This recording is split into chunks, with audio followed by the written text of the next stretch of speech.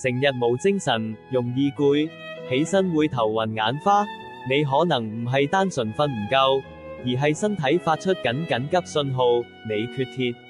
呢個看似普通嘅問題，其實可以隨時影響你嘅生命。但係，點解鐵咁重要？